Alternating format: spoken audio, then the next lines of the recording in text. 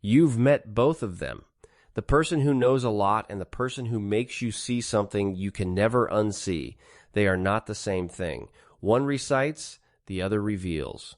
We've been trained to treat intelligence like a single number, a test score, a shelf full of trophies. But real genius almost never announces itself that way. In fact, the smartest mind in the room is often the one you'd walk right past without noticing. Here's what most people get wrong. They look for the loud confidence, the big vocabulary, the fastest answer in the room, and they completely miss the quiet signals that actually matter. By the end of this video, you'll know the 7 signs that separate a real genius from someone who is merely smart. And once you can see them, you'll start noticing them everywhere. This isn't about IQ. It never really was. Across every field, science, art, business, in the quiet corners of ordinary life, genius shows up as a way of thinking, not a stack of facts. Think about the people history actually remembers. Not the ones who memorized the most, the ones who looked at exactly what everyone else was looking at and understood it completely differently. Psychologist Robert Sternberg spent decades arguing that traditional intelligence tests miss most of what actually makes a mind exceptional. The ability to recall information, he found, is only a thin sliver of the whole picture. There's a difference between a mind that stores and a mind that sees. One fills up, the other opens up. And the signs of the second kind are hiding in plain sight, in the way a person talks, listens, and wonders. We're going to walk through 7 signs. Some will surprise you. A few might describe someone you already know, or maybe someone you're only now starting to understand about yourself. Let's start with the one almost everybody gets completely backwards. A real genius makes hard things feel easy. Not because they've dumbed it down, but because they understand it so completely that all the clutter simply falls away. The physicist Richard Feynman had a rule he lived by. If you can't explain something in plain, simple language, you don't truly understand it yourself. Complexity, he believed, is often just a mask for confusion. Clarity is the real signature of a mind that has mastered something. Anyone can make a simple thing sound complicated. That's easy. It takes a rare mind to take the genuinely complicated thing and make it feel obvious, like you always knew it. Think of the best teacher you ever had.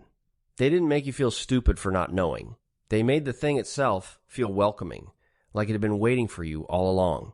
So watch for the person who takes the most tangled idea in the room and makes it suddenly click for everyone. That is not simplicity. That's depth wearing everyday clothes. But making ideas simple is only the surface. What's happening in how they ask, not just how they answer, is where it gets truly fascinating. Smart people love to have the answer. Real geniuses are obsessed with the question. 2,400 years ago, Socrates built an entire way of thinking out of asking, not telling. He understood that the right question reframes everything. It opens a door that the answer was quietly hiding behind. Modern researchers who study expert reasoning keep finding the same pattern.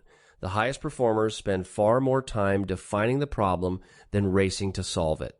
They know something the rest of us forget. A brilliant answer to the wrong question is completely worthless. So they slow down, right at the moment everyone else speeds up, and they ask the thing nobody thought to ask. So if someone keeps gently turning a conversation with, "But why?" or "What if we're wrong about this?" pay close attention. They're not lost. They're mapping territory you didn't even know was there. Now here's where it gets a little more uncomfortable, because this next sign looks, to most people, exactly like a weakness. A real genius will say 3 words most smart people avoid at all costs. I don't know. And there's a fascinating reason for that. Psychologists David Dunning and Justin Kruger discovered something almost funny about the human mind. The less someone actually knows, the more confident they tend to feel. True competence comes bundled with an awareness of its own edges. The more you genuinely understand about something, the more clearly you can see the vast territory you still don't. Real intelligence is not the absence of doubt. It's the honesty to name it out loud. The genius isn't afraid of the edge of their knowledge. They're curious about it. That edge is exactly where the next discovery lives. So the person who calmly admits the limits of what they know isn't the weakest mind in the room. Very often, they are the strongest, and by far the most honest one there. And this next one? Most people watch a genius do it and completely misjudge what they're seeing. Watch what happens when you show a real genius that they were wrong. They don't get defensive, they get interested. Most of us treat our beliefs like possessions, things we own and have to defend. Organizational psychologist Adam Grant calls the alternative thinking like a scientist, holding your ideas loosely, testing them honestly, and updating the very moment better evidence arrives.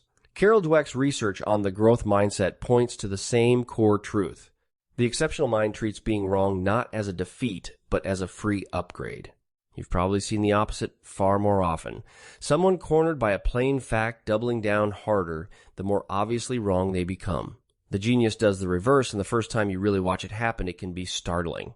Fragile intelligence clings. It digs in, defends, and pretends. Real intelligence adapts. Changing your mind, done well, isn't weakness at all. It's the sound of a mind that is still fully alive and still growing. So when someone tells you, you know what, you've actually changed my thinking, don't read it as them losing. You just watched real intelligence do the one thing that fragile intelligence never can. If you're the kind of person who thinks about how thinking actually works, who wants to understand minds, not just measure them, and you've made it this far with me, that already tells me something about you. It would genuinely mean a lot if you hit that subscribe button. We make videos like this every single week, real psychology, explained in a way that finally makes sense for real people. Now, back to the signs. Because the next three go deeper than the rest. Here's a genius's quiet superpower and the hidden price that comes with it. They connect things that don't seem connected. A pattern in music that unlocks a problem in math. A lesson from biology that solves something in business. The investor Charlie Munger called this a latticework of mental models, the rare ability to pull ideas across boundaries and weave them into something entirely new. Creativity researchers have a name for it too. The capacity to link distant, unrelated concepts is one of the most reliable markers of an original mind. Think about how many real breakthroughs came from someone standing right between two worlds, a doctor who thought like an engineer, an artist who thought like a mathematician. The magic almost always happens at the border, where one field spills into another. But here's the part almost no one talks about. When you can see connections that others simply can't, you often feel them before you can even explain them. You're a step ahead, and being a step ahead can be a genuinely lonely place to stand. The genius isn't trying to be difficult, or distant, or strange. They're just quietly seeing a picture that the rest of the room hasn't finished loading yet. But where does a mind like that even come from in the first place? That's the root underneath all of it. Every real genius shares one thing in common, and it started back when they were very small. They never lost their curiosity. Watch a 4-year-old for an afternoon. They ask why about everything relentlessly until every adult in the room runs completely out of answers. And then most of us get slowly trained out of it, taught to just accept things, to move on, to stop bothering people with so many questions. Mihai Csikszentmihalyi, who spent his entire life studying deeply creative people, found that the truly exceptional ones did something the rest of us don't. They fiercely protected that childlike wonder all the way into adulthood.